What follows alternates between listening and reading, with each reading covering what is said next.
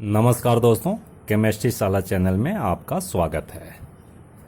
आज का मेरा यह वीडियो स्ट्रक्चर ऑफ एटम से है and it is for class 11 and sub topic is dual nature of electromagnetic radiation. So friends, electromagnetic radiation having dual nature, that means it acts as wave as well as it acts as particle. That means wave nature of electromagnetic radiation and particle nature of electromagnetic radiation. So dual nature means first one is wave nature of electromagnetic radiation and second is, यहाँ मैं लिख रहा हूँ, second is particle nature of electromagnetic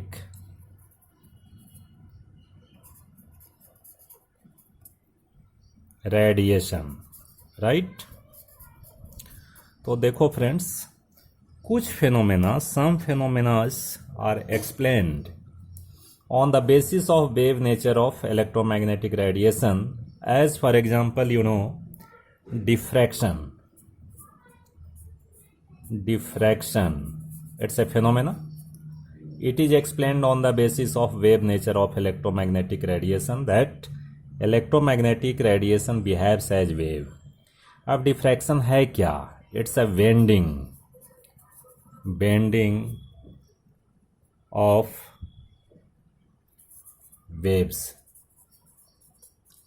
का bend होना। कैसे bend होगा भाई? Around an obstacle, right. अगर मान लो कोई वेव ऐसा प्रोपगेट हो रहा है, ऐसा propagation is there and here obstacle is there, so obstacle से क्या होएगा भाई? There is bending. So this phenomena is explained on the basis of wave nature of electromagnetic radiation and second is interference also. Second one is interference. This is also explained on the basis of wave nature of electromagnetic radiation. In interference, there is addition of two waves or subtraction of two waves. So you can add or subtract the waves. It is your interference. जैसे मान लीजिए एक wave हमारा ऐसा है and second wave is this one. So resultant wave, that is addition of these two waves, is this one. So this phenomena also explained on the basis of wave nature of electromagnetic radiation. Similarly, subtraction is also there, so you can see subtraction of wave like that. One wave is there and second wave is there. So resultant wave, that is subtraction, because phase of waves are different. So resultant is this one. This one is the resultant. So you can add and subtract waves. It explained on the basis of wave nature of electromagnetic radiation. Right, friends?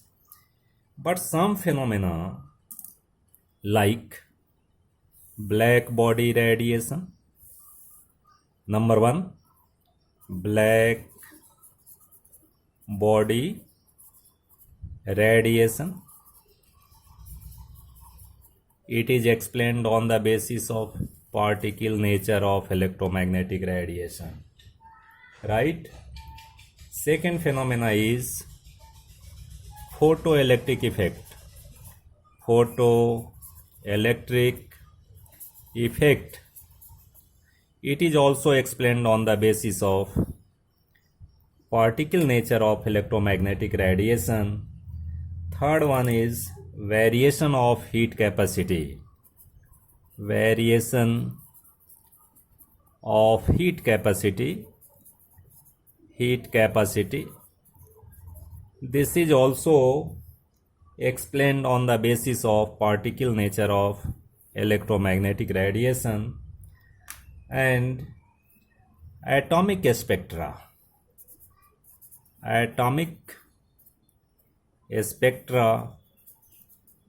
Especially with respect to hydrogen atom.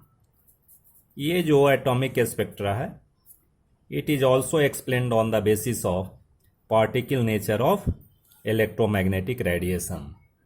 So friends, अब हम one by one देखेंगे कि how electromagnetic radiation behaves as particle and waves. So we take different examples, Now, first one is, friends, I have taken first one is heating of iron. कि अगर मान लीजिए iron को heat किया जाता है in furnace, so we write here if iron is heated in furnace. देखो दोस्तों, अगर आयरन को हीट करोगे तो सबसे पहले आयरन कैसा चेंज होगा? सबसे पहले डल रेड होगा, डल रेड, राइट. फिर धीरे धीरे धीरे आप ऐसे भी देखते होंगे ब्लैक स्मिथ के यहाँ कभी कभी आप देखे होंगे कि आयरन को अगर हम गर्म करते हैं तो वो डल रेड का हो जाता है, और हीट करोगे तो दैट बिकम्स येलोइश कलर, यानी उससे जो रेडिएशन नज़र आ रहा है, इमिट हो रहा है, जो हम देख रहे हैं वो येलो कलर का नज़र आता है. और हीट करोगे, जैसे आप वेल्डिंग मशीन में देखो तो वो ब्लूइश कलर का आता है, ब्लू. तो देखो ये जो प्रॉपर्टी है heating of iron, it explain the electromagnetic radiation behaves as wave. Wave जैसा बिहेव करता है. क्यों भाई? तो शुरू में जो डल रेड है, यानी जो एनर्जी आ रही है वो लो फ्रीक्वेंसी की आ रही है एनर्जी, लो फ्रीक्वेंसी. तो लो फ्रीक्वेंसी किसकी होती है? लो फ्रीक्वेंसी होती है रेड कलर की, ठीक है. और अगर टेम्परेचर बढ़ाएंगे, यानी यू आर इंक्रीजिंग एनर्जी बढ़ा रहे हो, तो एनर्जी बढ़ाओगे तो फ्रीक्वेंसी बढ़ेगा, तो फिर येलो कलर का नज़र आता है. इसका मतलब क्या है भाई? फिर फ्रीक्वेंसी हो गई, मीडियम फ्रीक्वेंसी हो गई, मीडियम फ्रीक्वेंसी. और मीडियम फ्रीक्वेंसी का कलर कैसा होता है? येलोइश कलर होगा, ठीक है. विव योर याद रखना, विव योर. तो देखिए पहले रेड आया, उसके बाद येलोइश आया, और हीट करेंगे, that means you are supplying more and more energy, that means you are increasing frequency, यानी जो भी रेडिएशन आ रहा है उसकी फ्रीक्वेंसी ज़्यादा होगी, हाई फ्रीक्वेंसी, राइट. तो ये जो फिनोमेना है heating of rod in blast furnace, it shows the wave nature of electromagnetic radiation.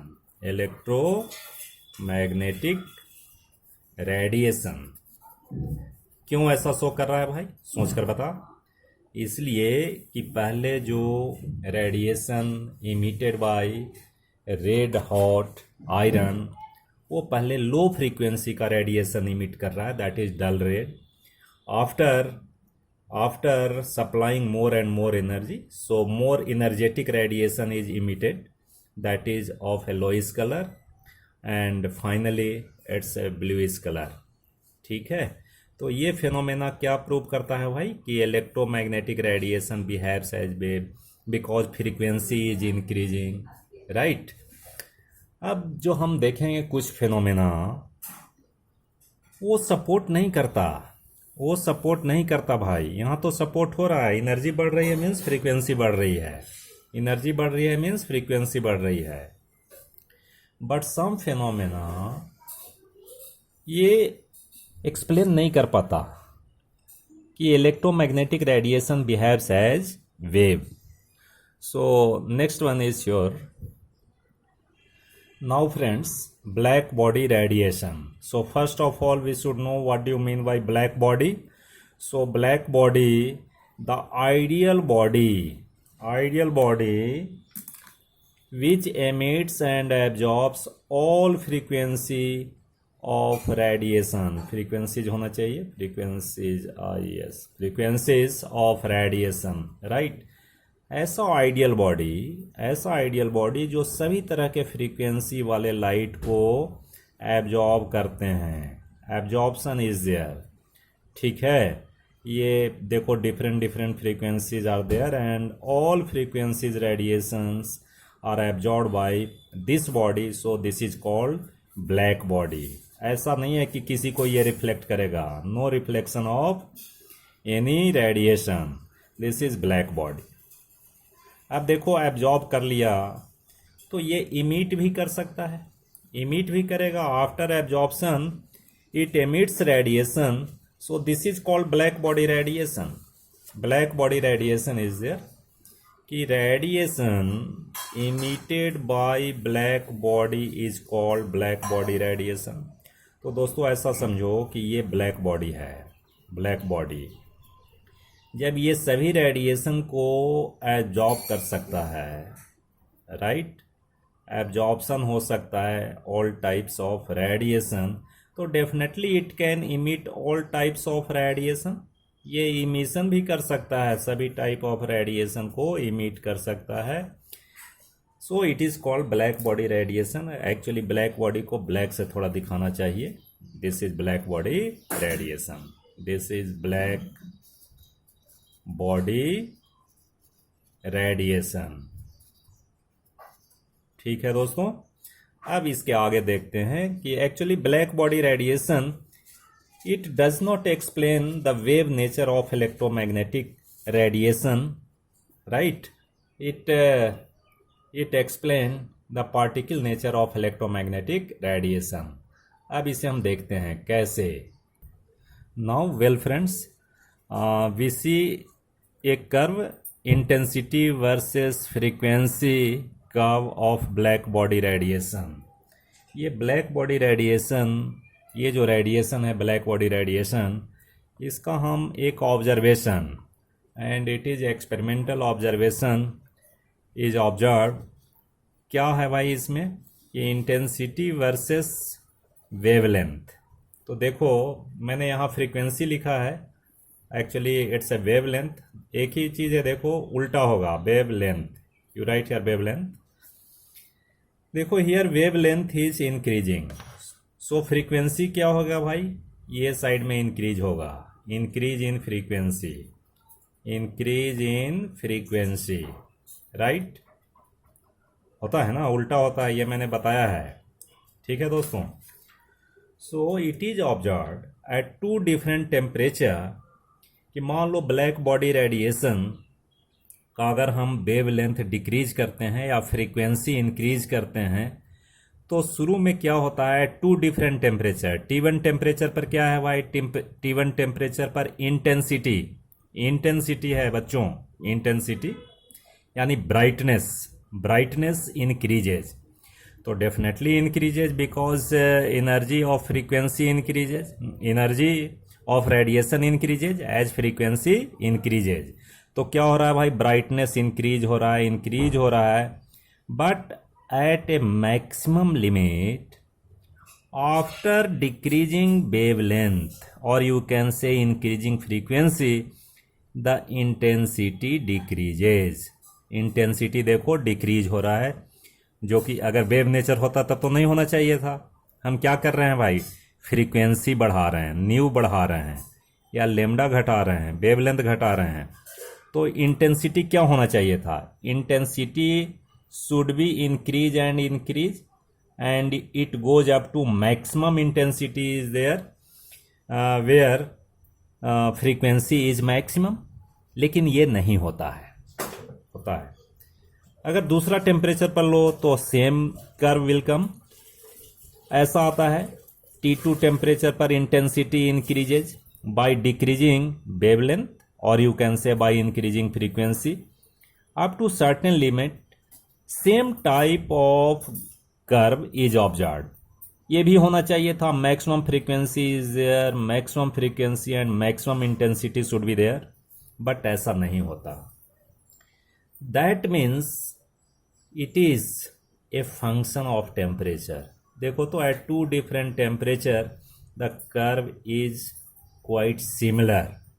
Okay friends, so this experiment does not this experiment does not explain the electromagnetic radiation, the wave nature, the wave nature of electromagnetic radiation. ठीक है friends, ये experiment explain नहीं करता. ये बात समझ आ गई होगी. अगर मान लो वेवलेंथ कम करेंगे, फ्रीक्वेंसी बढ़ाएंगे, एनर्जी बढ़ाएंगे, फ्रीक्वेंसी बढ़ाना मीन्स एनर्जी, तो इंटेंसिटी बढ़ते ही जाना चाहिए ना. लेकिन ये देखो बीच में क्या होता है, ये डिक्रीज हो जाता है. तो definitely this experiment does not explain the wave nature of electromagnetic radiation satisfactory. ठीक है भाई. Then what happens? Planck suggested that atom or molecule emit or absorb. Atom or molecule emit or absorb. Emit कर सकते हैं, absorb कर सकते हैं energy only discrete quantity, not continuously. A fixed amount of energy is there, not continuously. Discrete quantity means a small package of energy, you know. Discrete quantity means a small packets of energy. This is called quantum. Right friends? अब देखो, and the energy of quantized radiation depends on frequency. अब quantized जो package of energy is there that is emitting from atom or molecule, its energy depends on its frequency. तो frequency energy के directly proportional होगा. That means E is directly proportional to nu, और E is equal to H nu, where H is constant. H is called Planck's constant. Planck's constant, right.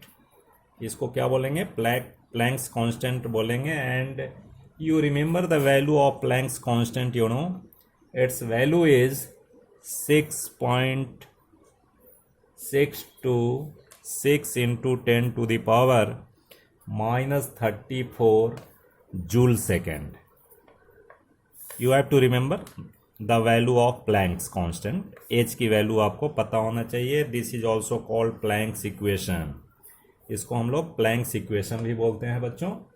तो ये याद करना चाहिए आपको. और एक चीज़ और मैं दिखा देता हूँ कि मान लो कि ये बॉडी है, तो इसमें जो एनर्जी का इमिशन हो रहा है in the form of A small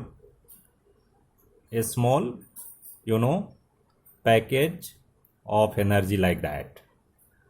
so it shows the